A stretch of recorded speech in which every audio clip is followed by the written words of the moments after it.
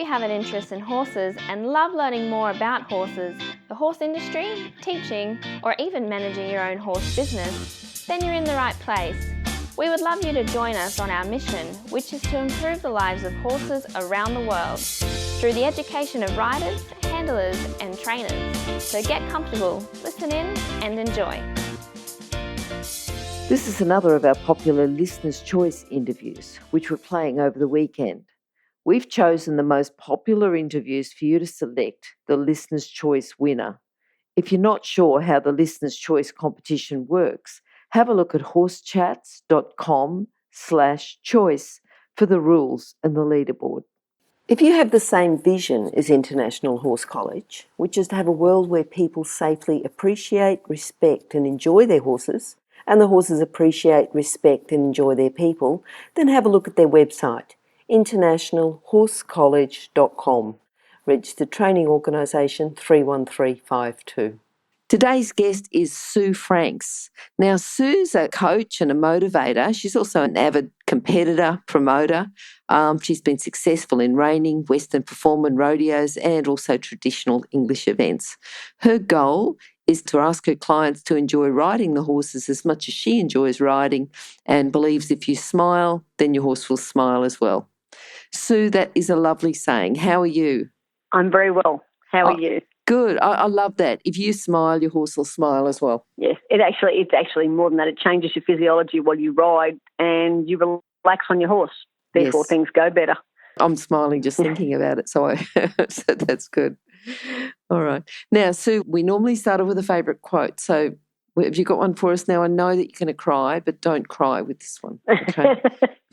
Okay. It's look, see, straight away. Yep. The credit belongs to the man who is actually in the arena, whose face is marred with the dust, sweat and blood, who strives valiantly, who errs and comes up short again and again. Who knows the great enthusiasm, the great devotions, and spends himself in a worthy cause, who at best knows in the end the triumph of high achievement. This is the bit that gets me. And who at worst, if he fails, at least fails while daring greatly. Good on you. Good on you. This obviously means a lot to you. And I'm just going to ask you without, hopefully we'll sort of get a little, I think you need to think about riding with a smile and your horse smiling as well. But why does this quote mean so much to you? Why is it so inspirational? Well, I think it's because this is what happens when you push through. I have a lot of nervous clients. Yes. And I've actually been hurt myself riding and had to push myself back to do it because I loved it so much. And the fear can take away the joy. And people get hung up with the victory of a buckle or a championship. And that's not it. Mm-hmm. The joy, the triumph is the doing. Yes. So, yes. And look, it's the same. It's the same with my clients. When they do something outstanding, I have won quite a lot of buckles and a lot of championships, and they were great, and I enjoyed them, and I partied after.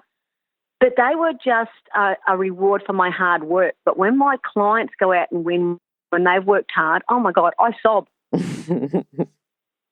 Okay, I can understand. Yep.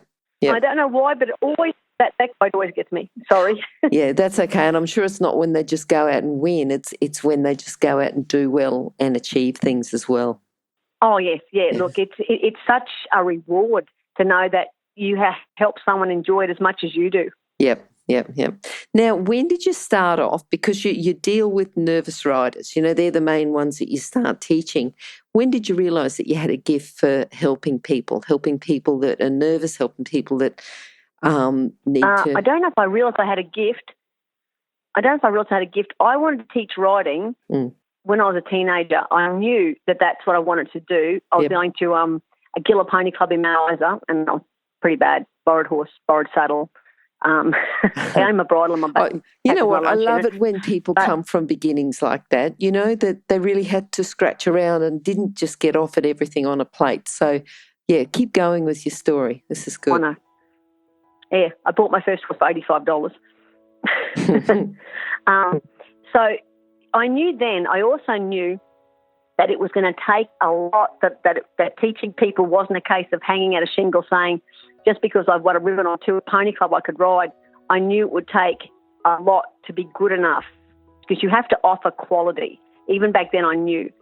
So I basically just continued with my life, teenagers and your 20s, and then you go off track and you come back, and I just was a clinic junkie, clinics after clinics, changed my horse sports a few times until I started helping friends while I was reining about 2003, 2004, and then decided I would teach. And helping friends, I could see that I could get my point across of what I needed them to learn. And for some reason, I could get them to do things that they wouldn't do on their own. And I don't know if I'm scary. Apparently I am, but yeah. Maybe just encouraging. Yeah, very vigorously encouraging. Yep. Okay, so you sort of went from there. And what about, so your friends, were they nervous? I mean, you particularly deal with nervous riders now, but were they nervous, or are they just the people that are attracted to you, the ones that are nervous? Yeah, some of them were. I think nervous riders are attracted to what they perceive my confidence and my courage. And in actual fact, in the early days, it was not confidence and it wasn't courage, it's bravado and fake it till you make it. Okay. Is that what you tell them to do? Oh, sometimes, yeah. Look, I'll tell them to do a few things. I now have quite a big toolbox for them. Yep. Fake it till you make it works because, we all know with all the self-help stuff out there now, that visualization, the brain doesn't know the difference between visualizing something and doing it. You'll use the same muscles. So if they visualize it and they do it, they'll get there. The other thing I teach them is to celebrate the victories, the tiny victories. You have to celebrate them because the human brain is to the point where we jump to the negative and we'll do something brilliant in the context of riding, and then we'll go and pull it apart, especially women, because we tend to have low self-esteem to start with. So then we tear it apart and look for the bad things in it, when in actual fact, it was a really big deal and something that we've pushed through, and we need to celebrate it like men do. Men know it was good, and they'll tell you it was good, where women go, oh, yeah, it was okay, but, if I'd done this. So I try to teach that. We need to celebrate, set goals, work little goals to the big goal, and then celebrate the little victories all along the way. And also like-minded people around you. Always supportive of like-minded people. Yep. And I love that you celebrate the tiny victories because they're so important, because if you're just looking for the big victories all the time, if you think about the amount of people that say we go to a competition, and there might be, depending on where you are, there might be half a dozen through to 100 competitors against you. So everyone thinks they're going to win. Not everyone's going to win. You've got to celebrate all those little things. Like my horse walked quietly. My horse did something. Well, there was a nice transition in that class. There's the little things that you've got to celebrate. You've got to say, well, that was good. That was good. Otherwise, you'd just go insane. You would. And I have clients who have trouble getting to a canter, and when they canter, the celebration might be they actually cantered and they could think during the canter. They just didn't canter and black out while they were riding. Yes. Because so many people with fear will do. You can push them and motivate them and get them to do something, but to get them to do it and have them still think is a huge thing. And they're riding 500, 600 kilogram animal that's quite dangerous. Yep. Even the quiet ones are dangerous. Yes, and they might have been faking that they were confident and walk and trot, but if they get to canter and then freeze, then the horse is going to think what's going on, and they might likely to stop or prop or do something, and then the person falls off because they've frozen. But if they can just breathe through that transition, through the riding, that makes it so much better. Yep. Definitely. Yeah. So thinking about, because I know you've got a toolbox, you've said that you've got a big toolbox. And if I sort of give you a couple of instances, right? Someone who doesn't want to ride at all. I mean, they do want to ride, but they won't get on. They can't take that physical foot in the stirrup. They might have their horse saddled up, ready to go on the mounting block, and then they say, I just can't do it. What sort of things would you do to them? Have you been to my lessons on the sly? No. I've actually said that. I just You? can't. Yeah. I just can't. And you go, yeah. Well, to start with, Because I hear about it. People tell me, and I just think, they want to ride. Because if they didn't want to ride, they wouldn't even have the horse in the paddock. They wouldn't even go and spend the time and the effort to catch the horse and groom the horse and prepare the gear and get them ready and lead them over to the mounting block. They obviously want to ride, but can't pull themselves to ride. So I haven't been to your lessons, but I've seen a few nervous riders. So please tell me. Well, the first thing, if they've got the horse there, it's saddled up and I'm there, and we get to that stage, I'll hang on to the horse. I'll hang on to the bridle, the stirrup, help them up. Usually I'll tell them to use a mounting block, so that once they're on the mounting block, they're actually mentally committed, even if they don't realise it. It's like when you are going to eat a donut, and then you say, no, I'm not eating that. I'm on a diet, I'm not eating that. And then you find yourself at the Krispy Kreme counter and you're buying it and you're going, why? So they're already standing there with the saddled horse. So they, on one level, are committed. Mm-hmm. But what they don't understand is that their subconscious is always stronger than their conscious brain. So you have to distract them a little bit. So you'll talk about whatever to distract them. I'll hang on to it and I'll say, you don't have to do anything but sit on the horse. You don't have to do anything. So I tell them a fib. I mean, they're going to do more eventually. Mm-hmm. But this is the first stepping stone. You're going to do nothing but get on. That is all we want. You get on. So then we'll talk them into just sitting on the horse and sitting on the horse. Just sit there. That's cool. I'll sit here with you. Mm-hmm. And then we'll just add to it. Could we just walk a little bit? Do you think you could just bend him around your leg? Let's just try this simple exercise. Yes. So we'll start with things like that, just one thing at a time. Also, I run clinics and you attract the same sort of people. And I'm very fortunate in that the people I've attracted in Southeast Queensland are very positive, supportive people, mm-hmm. lovely. And the group of women, and there's some very nervous ones in it, one's not so nervous. And what they'll do is, if I can then talk that person who can just sit and just walk into coming along to a clinic, those women themselves then will uplift them and help them on too. So it's not just me, it's a group. Okay. So that's what I mean by like-minded people. And they help as well. And even we'll work on little things that they won't realise that they're working on to move to. So if I've got, I can use this, for instance, she's a wonderful client who's been nervous, mm-hmm. had a bad accident, getting over that. And she's just done another clinic away, not one of mine.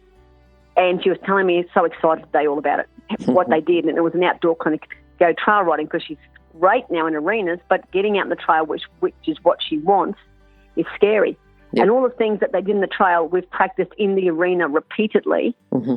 Up there with the same nerves, she could now just get over the next hurdle, which was just not having the fence around her. Yep. Okay. So yeah, it's baby steps. There's no magic solution. It's just baby steps, and it's how you talk to the person all the time. Mm-hmm, mm-hmm.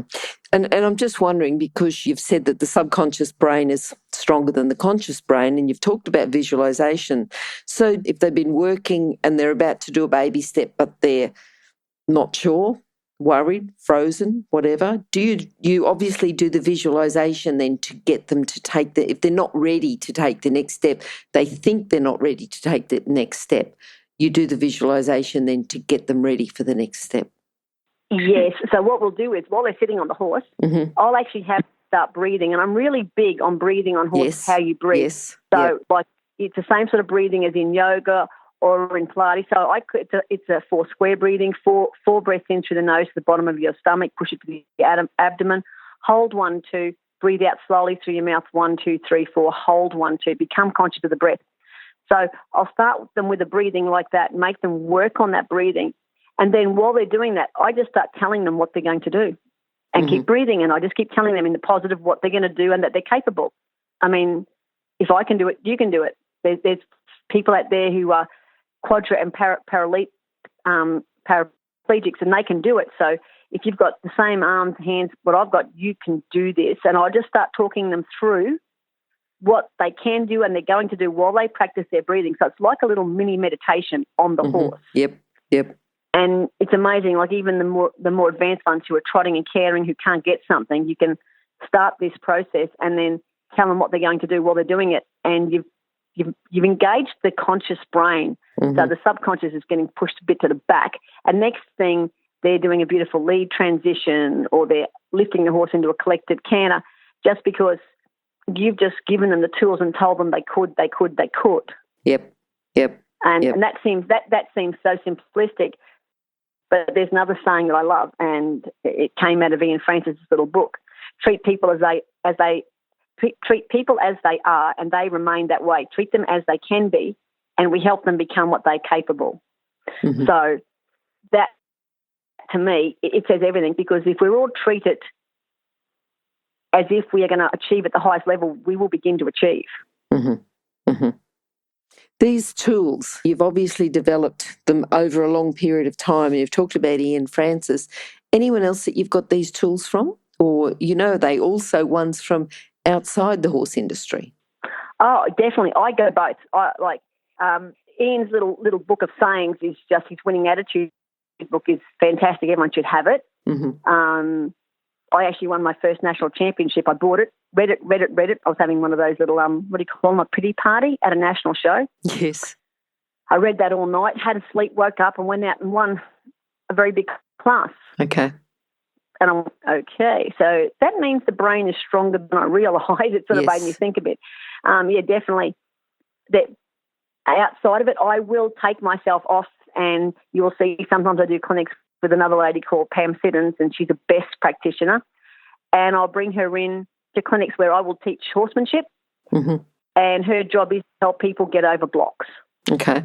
She doesn't ride, knows nothing about horses, loves them. Her son now has a pony, and I teach him. Okay. But she just helps people to get over their blocks mm-hmm. with her therapy she uses. Okay. And again, it takes them away from the horse for a minute. They get a little bit of help on the outside, come back and ride. So there's support off the horse and support on the horse at the same time. Yep. I also go to, I will use just about anything. I'll go to entrepreneurial workshops, mm-hmm. and I'll bring home things I learn in those sort of workshops that are for me, but I'll bring them back and use them with my clients as well on them. Yep. I figure I pay for it, I own it, I can use it. Oh, exactly. And use it within your niche, within your area of expertise. Yep. Yeah, you definitely adapt it. Some of my clients, if I go and do something new, will say, am I the guinea pig this week? And you go, maybe not. Maybe I'll practice on myself first. Yes. Okay. Look, what I'd like, because everyone loves case studies, if they sort of put themselves, I've been in that position, that's where I am now. Tell us about a case study about someone that you've helped. Help them start off as a nervous rider and then they've got confidence. Do you want to tell us about that? Well, I've got one. I wouldn't say that she's over being nervous. Tell us what she was like when she started. Yes, she still does it a little bit, totally freezes. In other words, hops on the horse and there's nothing behind her eyes. Yes. And if you try to talk to her, she just says, yep. Yeah. Does nothing but that says that. Yep. And then you're in trouble. Mm-hmm. And people at clinics and things also know she still has moments of this, but I've worked out now I just keep, and sometimes people at clinics when she comes will get quite horrified at how I treat her because I'll speak to her and then I'll yell or clap my hands. Yep. But I have to get her conscious brain to click in. Okay. And what I do with her, I wouldn't actually say she's nervous now. It's a learned response to save herself. It hides, it's a way to hide from what could happen. She did have a major accident on her horse. Mm-hmm. She now realises that when I'm talking to her and I need to get her attention, that it engages her brain and I ask her questions. I just fire questions at her to make her think and get away from what's happening around her. And, of course, that calms the horse. That calms the horse right down. Yes. As well, because she thinks and she's distracted from actually just freezing, because when you freeze, your legs clamp on, you bounce in the saddle, you hang on to the reins tight, and the poor horse doesn't have a chance. There's no communication. So, she's actually acknowledged that this is what's needed for her to help her with that. And we've progressed where every so often we take her off her own horse because that becomes a familiar thing and you freeze up in that familiar territory, and we'll put her onto one of my horses occasionally or one of her friends has a lovely horse that's a very good supportive horse for her.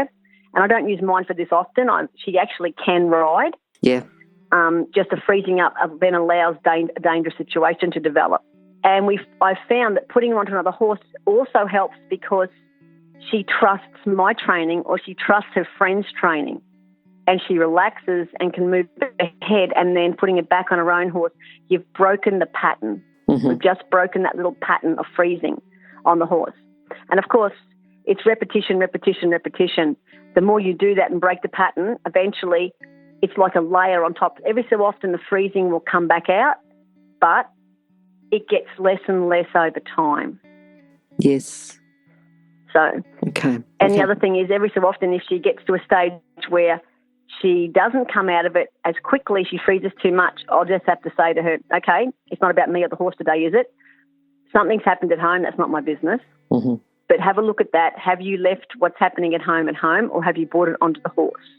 Yes, which can happen quite often. Yeah. A lot of people, so I don't know if men do it, I know women do it, we We go out to ride our horse, and this is my time. I'm going to ride my horse. This is all about me. We get on the horse, and then the fight we had with our husband, the kids who didn't pick up their clothes, the boss who yelled at you, it all comes out because you suddenly relax and all those little barriers you've been holding back, all of a sudden they're down, and then you just don't cope. And it was nothing to do with the horse, the instructor, the situation. At the time, it was to do with everything else. So if it gets to that stage with the freeze up, I'll just and say, is there something else? We just need to stop for a minute and put that aside because that's not to come into this time. Yes, okay. Just thinking, Sue, about the questions, because it's very easy, and just non-English speakers, like people think they'll go and talk to someone who doesn't speak English. They've learned to say yes, so they'll have a huge, big, long conversation and the person's just nodding their head going yes, yes, yes, because they're telling the person. So if you as an instructor is just telling the person, it's easy for them to just nod and say yep, yep, yep. Even closed questions, closed questions where you ask for one answer, could be yes, no, or 7 or 10, like one word typed is one answer. But it sounds like you're then asking for open questions. You're opening her, you're questioning her, so she has to. Definitely. Yes, that's exactly what I do. So we'll do an exercise in change of direction, and I'll say, so what did I want you to do there? What was I asking for? Do you understand why I asked you to do that, and can you describe what I wanted you to do? And there'll be something we've done a lot. So there is the opportunity for a right answer. It's not a setup where I'm going to be right and they're going to be wrong. It'll be, do you understand why I asked for that? Can you describe what I wanted? Okay, you're about to do a lead departure or a shoulder in. Tell me before we go what you're going to do and the sequence you're going to do it in. So it'll be questions like that to make the brain, the conscious brain, click in and walk away from the part of that, your subconscious that's just saying, she's not a good coach. She wants you to get hurt. Because your subconscious, I know, yes. as a client, I've been in there with people asking me, and I've been thinking, I'm going to do it in the back of my head. There's a little voice going, don't be an idiot. Yes. And then you do it and you go, that wasn't that hard. Yes, that's right. And I'm just going to say, because she's then talking, repeating, telling you the answers, telling you what she feels. But within that, you've done the breathing exercises. So she's breathing as well because she has to be talking. Yes, and you've made her.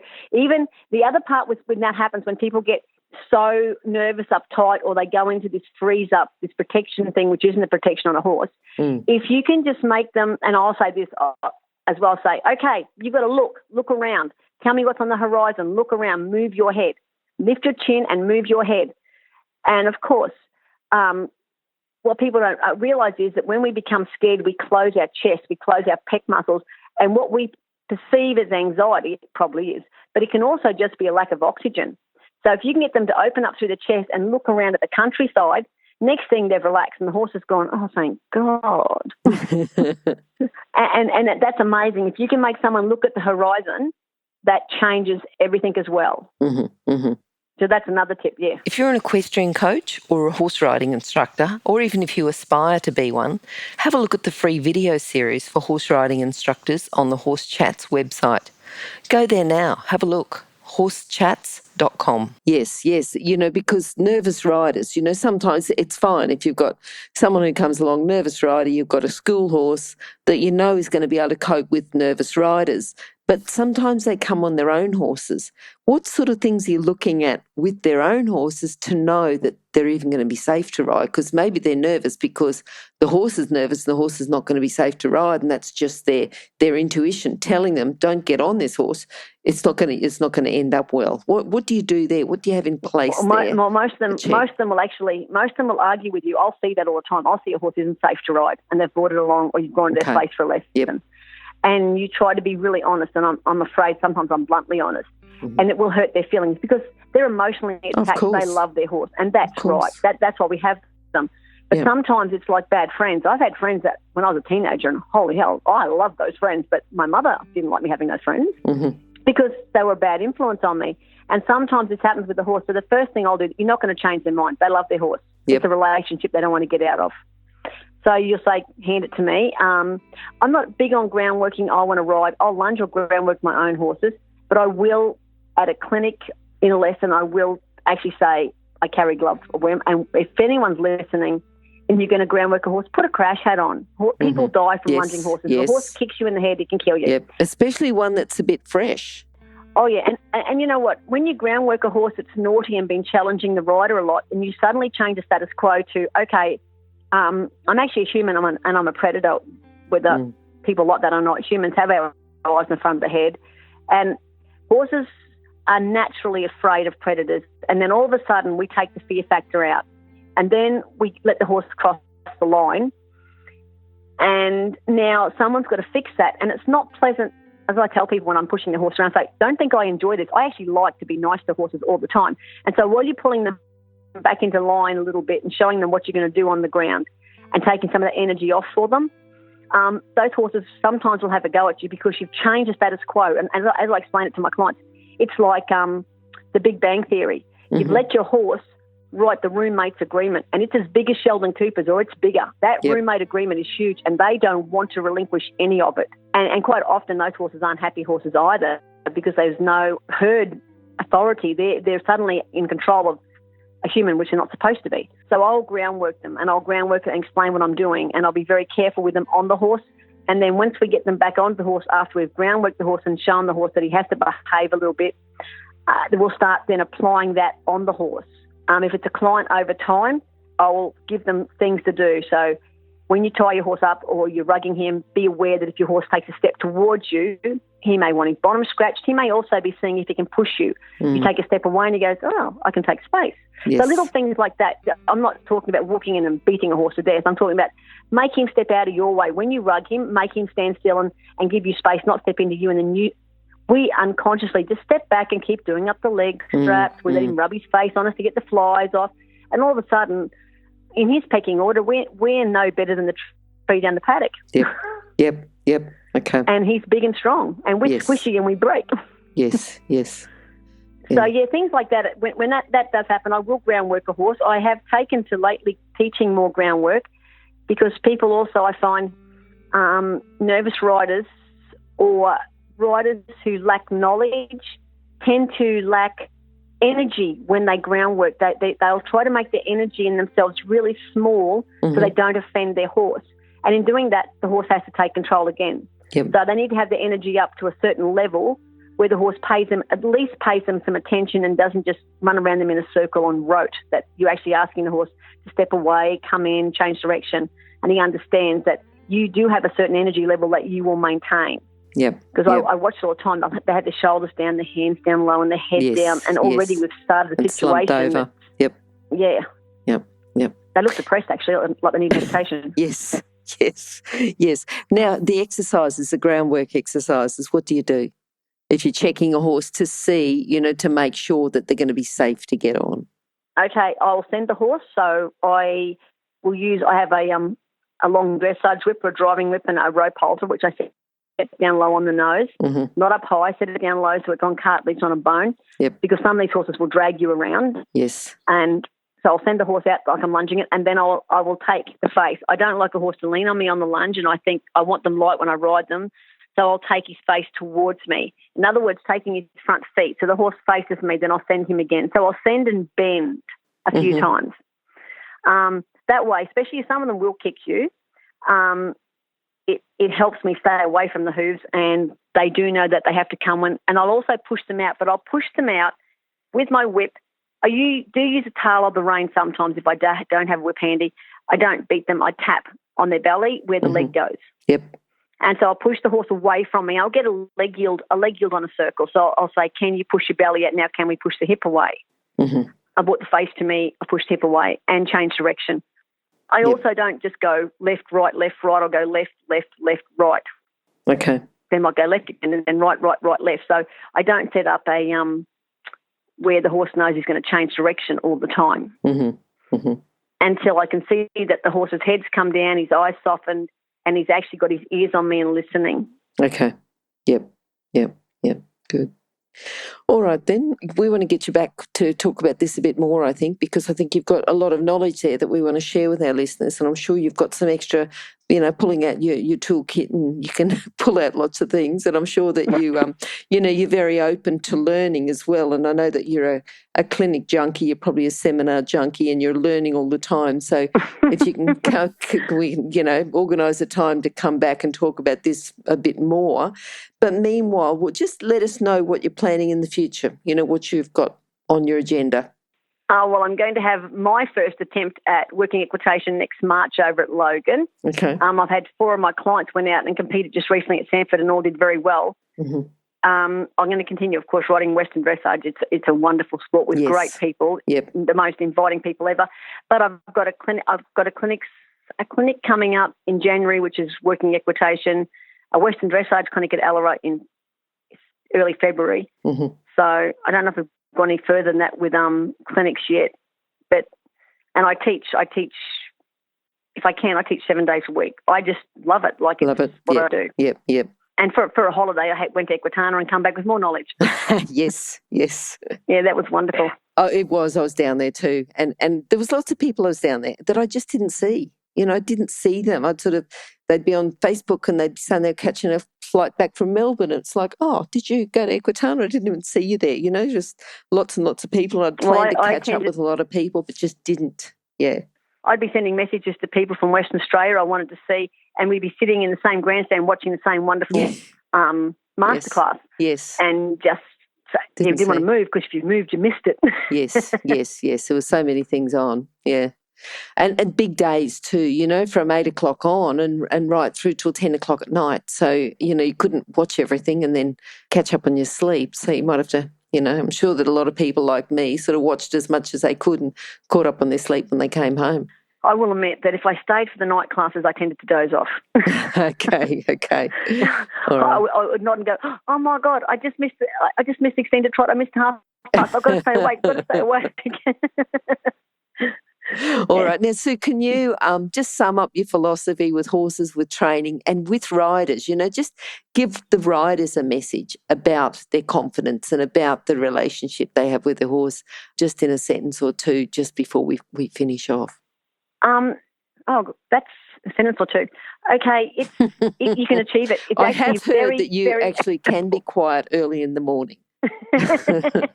Yes, only early in the morning. After that, my mouth doesn't stop. Okay. Yeah, it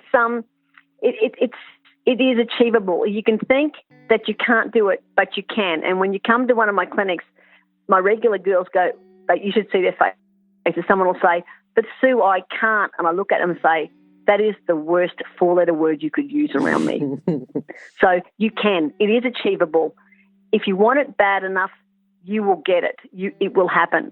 And I stopped doing clinics. I did so many clinics that I was confused. I did too many different sorts.